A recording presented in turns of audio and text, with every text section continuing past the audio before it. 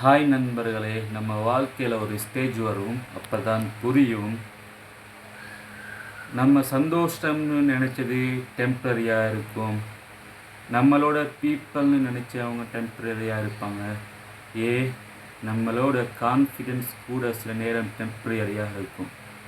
இதை பற்றியான இந்த வீடியோ மோட்டிவேஷன் வீடியோ கிடையாது. இது நம்மளுடைய வாழ்க்கை எவ்வாறு இருக்கிறது என்பதை பற்றி இன்றைக்கி வீடியோவில் பேச போகிறோம்.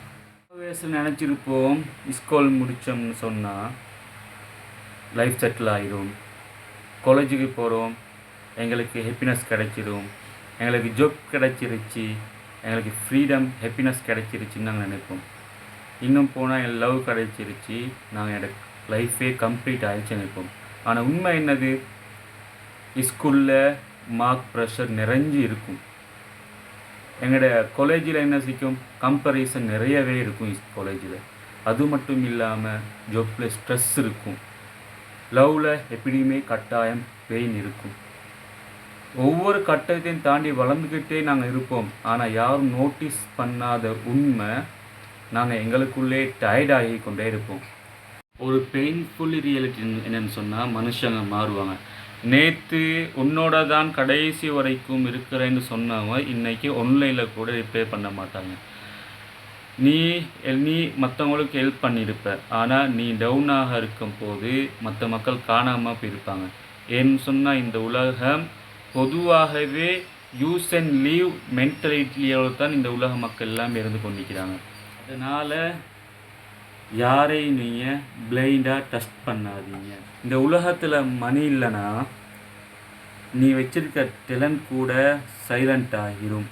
இங்கே பல பேர் நல்லவங்க, ஆனால் பூர், அதனால் அவங்க டேலண்ட் அப்படியே மறைஞ்சி அழிஞ்சு போயிடுது. இங்கே எத்தனையோ பேர் ஃபேக்காக இருக்காங்க, ஆனால் வாழ்க்கையில் சக்ஸஸ்ஃபுல்லாக இருக்கிறாங்க. பணம்ன்றது, மணின்றது ஹாப்பினஸை வாங்கி தராது, ஆனால் எங்களோட கம்ஃபர்ட், ஃப்ரீடம், அதே போல் ரெஸ்பெக்ட் எல்லாம் இந்த மணி தான் வாங்கி தரப்போகுது.